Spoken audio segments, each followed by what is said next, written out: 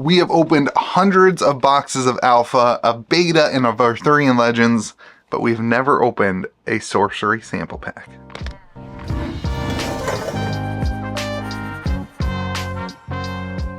Well, what is going on, everyone? Welcome back to Kitchen Table TCG. My name is Louie, and I hope you're having yourself a fantastic day. Today we're going to talk a little bit about Sorcery. I don't often talk about Sorcery sample cards.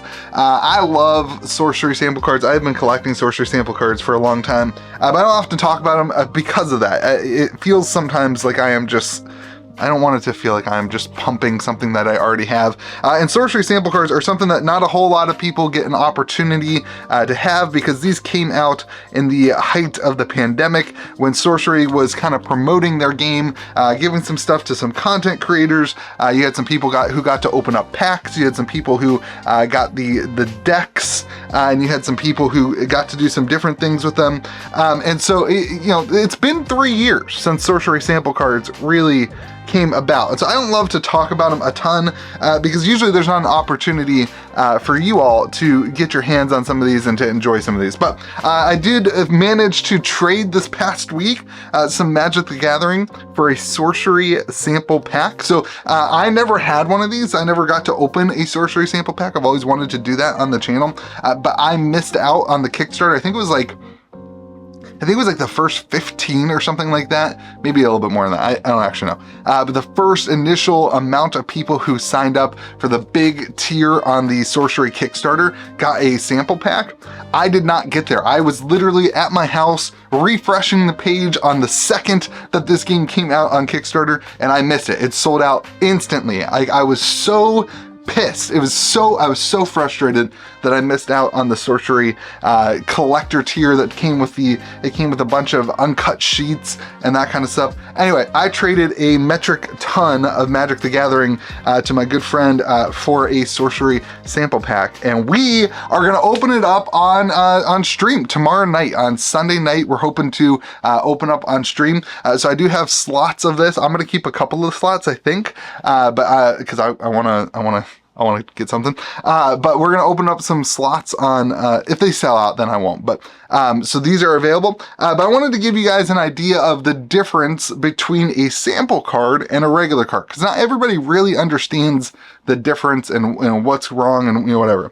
So there's a couple varying levels of collectability in Sorcery sample cards. You have your base level, and that is just like, this is probably a little higher than your base level, but your average cards of nothing has really changed, and really the only change is, the saturation of the ink is a little bit different, because they were really working out exactly how they wanted to do things. But then in the copyright, instead of having the alpha or the beta logo, there is just a C. It just says art copyright and then the artist name down there on the bottom. So this Apprentice Wizard, there's nothing different about the card. You can see the cost is the same, the name is the same, the power is the same, and the ability is both the exact same ability as the beta version, and it is also written the same. This is your baseline kind of Sorcery sample card, and those go for an ordinary anywhere from $120 all the way up to kind of something like an Apprentice Wizard might have a premium because it's a well-played card. You may see $200, $250 on the market for something like that. Then you have, your exceptionals, and those get more expensive because most of these cards are in have been pulled from booster packs, and these rarities of these things, it's not guaranteed. Some of them are, they're kind of hand-packed things. They're kind of all over the place.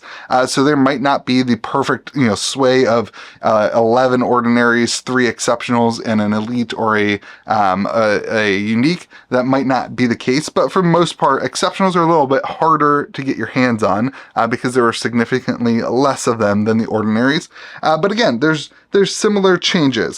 For this one, you can see the power or the casting cost has changed. So on the sample version, the casting cost is 3 and 2 threshold, whereas the beta version is only 1. But you can see that they also reduced the ability. There's this iron skin. Oh wait, the focusing. I'm not a content creator. Okay.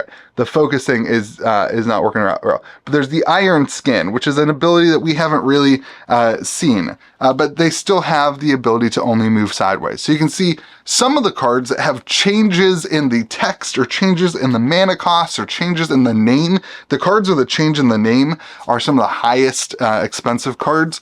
There's some that have sold for literal $5,000, $10,000. I mean, there's a crazy amount of collectability in this idea that you're getting a card that has a different name that didn't actually appear in alpha or beta. So there's some of those cards, but even just the change of the text, that commands a premium for people who like to collect sorcery sample cards. And there are people who do that. I get people reaching out to me all the time to talk about, hey, I just bought this card. Do you know where I could find a blah, blah, blah, blah, blah. I'm trying to complete a set of all the sample cards that are in this threshold or that threshold. It's kind of cool to see people collecting it. And then you have like the big chases or the uniques, because of course a unique pull, there's no foils, that would be amazing, but a unique pull is extremely difficult to get even out of a sample pack. The uniques are extremely hard to pick, and you have uniques that are basically the same. Again, Cloud City, a unique that is basically the same. So this is the sample Cloud City. It just costs 2 once per your turn. You can move this to a free location, whereas the beta alpha version was 3 thresholds. So it's the exact same card, exact same name, really the exact same, text box. Everything's about the exact same, no real significant changes. These cards, even though there's no change, a unique version, the population of this is like 1, 2, maybe 3 if a bunch of sample packs somehow get opened. The absolute, like the population of this stuff is really, really low. So they command a premium because who's going to sell them? Like, who has them? Nobody has them. If you want them, you have to offer an amount of money that gets them sold. So these are like upwards, I don't know, I'm guessing upwards of $500 to $700, even maybe more than that, depending on, the artwork and the person who likes the art and that kind of thing. And then the holy kind of grail of this kind of thing would be uniques that have changed text. Now, this is not that. I don't have any of the like super, the ones that are changed names and only pulled. Again, I've never really opened a pack, so I didn't get that experience of getting these sample packs and pulling these cards that have completely different names or whatever. But one that I did manage to get was this Grim Reaper, which is absolutely crazy. And it just has all these different texts. Like the Grim Reaper appears at a random location and kills things randomly into a D20. And I love that. I think that's super cool. But the ones that are like the biggest pulls, the things that are the most amazing are cards that don't even exist in alpha and beta. And that's what I'm hoping to pull, which are the ones that are like counter spells. Like a counterspell in sorcery that never saw the light of day in alpha and in beta. Maybe will be a card down the future, but for now has never seen the light of day. Those are the cards I think are super cool, and that's what I'm hoping we pull in this. So wanted to share a little bit. Again, I don't want to talk a lot about sample cards. I do get excited about them. Maybe I should do more of that content. Maybe I should stop listening to the people who are like, you're just pumping, and just make content that I enjoy.